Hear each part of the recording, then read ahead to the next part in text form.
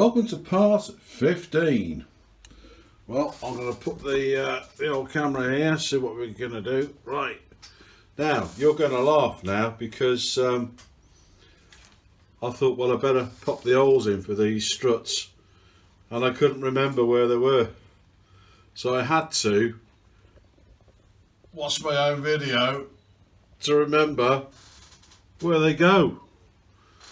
And I thought, oh no. So anyway, I haven't glued anything in just yet, but we're just about, oh dear, we're just about ready to do some good works. Now, I can't see anything there, so I'm just positioning that. There we go. So, ailerons are in for the top wing, noggins are in for the ailerons. Those two dots are the ones I was telling you last time. That's the centre of gravity. Now the centre of gravity is 55 millimeters from the leading edge to here, or if you like 5.5 centimeters, or for those of our American friends it's 2¼ inches. Okay, so 2¼ inches from there to there. Okay, that's your centre of gravity, and then you just balance them on your fingers when you're ready to take it out for a flight. So the idea with this, now that these are all fallen out, I suppose I'd better try and put them loosely back in. See if they'll stand up on their own. Probably not. Ooh, nah, probably not. Anyway, the idea is this, because I've got a feeling trying to do this on camera is not going to be a very good idea. So we're going to lay the top wing on, and then we get our jig. Now this jig is taken off the drawing, okay, and they're slightly over large because it's such a tight fit you're not going to get them on, and of course you've got noggins in the way, and you've got, you know, control wires and things in the way, so you have to cut those out, allow for the noggins and the linkage for the ailerons, and you put those on like so. Oh, here we go, and then you line up the top wing where you think it should be central, and you end up with something looking like that. Okay, and then what you do is, probably starting in the middle, carbines or carbines or whatever, I can't remember what they're called, probably starting in the middle with the struts here, is line them all up, and when you've got them all lined up, glue the bottom in only for now and let that set, because then when you're ready you can glue in the top half. But trying to do it all at the same time, you're looking for trouble, as I say in the 1950s record. So it's just to get these into place and let them dry, and when they're dry you can then afford to put the top wing on. Yeah, so that's what we're doing. So I will come back to you as soon as I've got somewhere with this. But hey, at least now it's starting to look like what it should look like.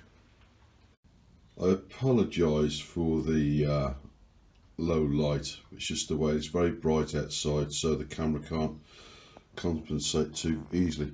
So just to affirm what's happening now is we have the 4 centre struts in, and I have the 2 forward struts in for the wing. So what I've done is I have glued in all the bottom parts. So in other words, the bottom of the strut, bottom of that, bottom of that, bottom of that, because obviously everything needs adjusting when you come to glue on the top wing, and you need the strut to stay where it is, but it's in the right place. And also you have to realise that, you know, you're going to get a millimetre high here or a millimetre low, because nothing comes out perfect. It's not been made by a machine that trundles thousands out. It's been made by a human being, A dispute perhaps my wife would argue with, but anyway, there you go. So now I have the rear struts to put in, and because I'm using epoxy, it takes a little while to go off. In this case, it tends to start going off within 10 minutes, but I've left these overnight, so this is the next morning, and so I'll pop them in, and I'll go and have my breakfast and do whatever it is the other wants to do, which is, I think, is shopping, and that will then be dry by the time I come back. So I'm killing two birds with one stone there. But you can see how it started to come together, and how to use the cardboard jigs that were taken off the plan. And then we need to secure the top wing, but that takes a little bit of time because you have to shave a little bit off, you know, the top of the strut to get the wing level and everything else, and to fit into the slot. Yeah. So once that's done, we should be okay. The wing will be on then, and I will, you know, obviously epoxy those in, and then we can turn our attention to things like the exhausts and so forth, and final trimming up and so forth and so forth. So yeah, there we are. It's still a lot to do. It looks like we're nearly there, but there's still a lot to do. So there you are, cracking on now. Well, I'm rather glad I didn't bother videoing myself putting this top wing on. It was a bit of an effort, and turning it upside down and everything else, and leveling it all out. But anyway, got there in the end. So the top wing is on. It supports its own weight. And so now that's starting to look like a proper airplane, I think we can move far more rapidly now. And I'm going to start looking at the exhausts and stuff like that, and getting everything trimmed up. And obviously I've still got to put the control rods between here and here. That's not going to be a quick easy job, but yeah, so it's getting there. If I was building this as a rubber powered plane, this would have been built and flown a long time ago. But hey ho, there you go. It is what it is. And on to the next part. Starting on the exhaust ports, etc. This is the exhaust hub, I suppose you could call it. The exhaust stack. You have to add a wooden dowel going this way to complete this. And although I've shown how to do this before in the series for the Guillows SE5a, I just sort of give a reminder for anybody who's coming in a bit late, is rather than cutting it, get yourself some coarse glass paper and rub the inside edge all the way around. So there's one I've done, there's one I've yet to start. So you just do that near to a 45-degree angle as you can. And it only takes a few minutes. It's nothing very difficult about it. It's far better than using a knife because it comes out almost exact. So on this one I've done, so I'll just bend it and it cuts itself, yeah, and you get a straight line, and there's no need to trim it with a knife or anything. There you go, it's nearly out. A little bit more persuasion. There you go. A few seconds.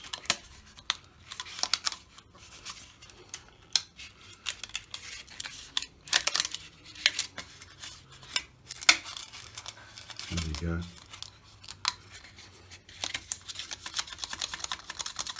A bit of a waggle. It'll come. It'll come. There you go.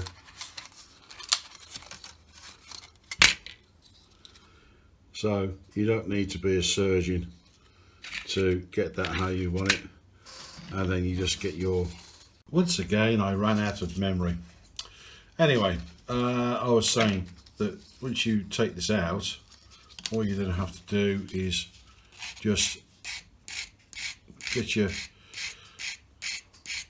board, your rough board or your finger doobers, I don't know what you call these now, I forgot, I'm getting old, and just file off the edges and it's perfectly fine. While I was taking away the memory out of my phone, I was having a quick go at this, and again it's just a case of bending it, causing a fault in the plastic, and then just waggle it a little bit and it will just naturally come out. I suppose it's just like tearing it, isn't it, really? Controlled tearing. Anyway, so we'll get that corner there. Get that corner there like that. There you go.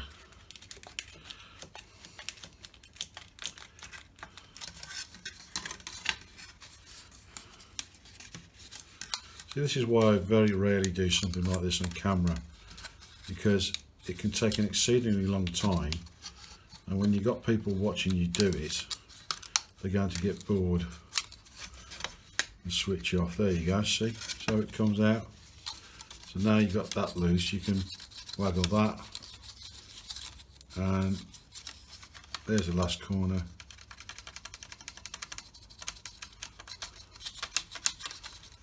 There you go, it's out, and nobody's cut the fingers off. So you get a little bit of flash in there, you get your emery board,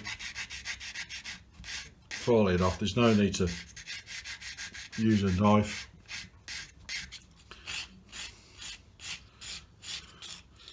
It doesn't take long.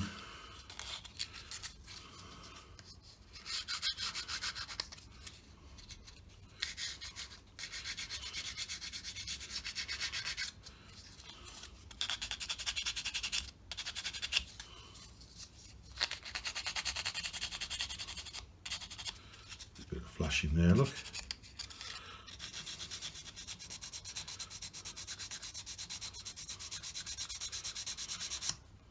There you go, just that corner.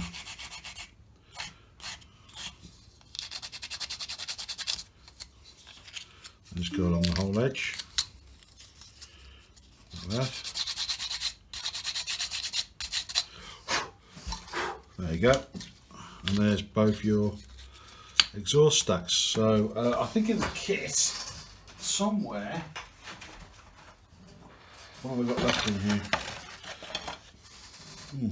I could have sworn there was some dowel. Anyway, you get yourself some dowel and you pop it through the end there, and then you spray it black and stick it on the fuselage. So there you go. I'm gonna have to go and have a look now, see if I've got some dowel. I thought there was some in the kit, but evidently there's not. There you go. What I have done is I have made the exhaust stacks, and I've put them to one side because I've sprayed them black with some matte black. So I'm just letting them dry off before I present them to you. So, but what I did do in the end was I did some square dowel in the box, so I just shaved it off with my knife and rounded it off into a tube-like shape. Anyway, so what I'm using now is this Dubro 20-inch micro pushrod system 847, which is important because it's 0.32 thickness. That's an imperial gauge because it's American, and in Europe we use the metric system. We used to have the metric system up until 1972 when I was a mere nipper. Anyway, so what's the idea here? Well, the idea here is to put a U, so I can't see the camera too well, put a U-bend in that, and then to insert that into the bottom noggin like that. Hopefully I'll do it this side where I can see it. I might have to, yeah, I've got to make the hole bigger, but basically is I've got to put that through there, take that into place, measure it, cut it, put another U-bend on it, and then use catalogue number 849, and these are easy links for the 0.32 push rods. So what I'm going to do is I'm going to get the drill out, enlarge that hole, enlarge the other hole, and start measuring this up, and I'll show you how I do it. Well, before I show you what I've done, this is where how the easy links works. You make a 90 degrees bend, you put the snap-on links on the other side, snap it in, and you can remove it at any time. So, and it even says on the bottom there, bend 90 degree angle, slide on the easy links, and then snap into wire, which is exactly what I've done. So it will look like that. Okay, I hope you can see that okay. It looks like that. So if I want to take it off and adjust this, I can. And the other end, I'll just put a Z in it. So that'll only come out if I take that off, waggle that, and it will then come out. Otherwise, there's no way that's going to come out. So I have put tape on the top aileron, tape on the bottom aileron, and now I should be able to, look for the viewfinder, yeah, you can see, just take that tape off carefully, okay.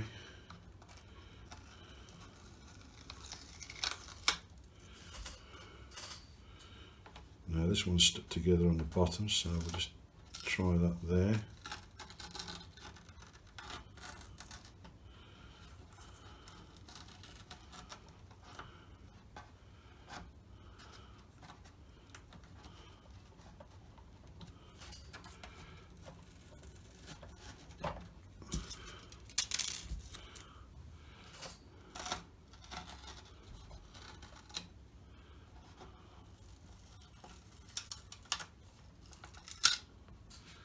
And you can already see that I don't particularly want to move the servo, but you can see that they're now going to work in unison. Now I'm going to do the other side.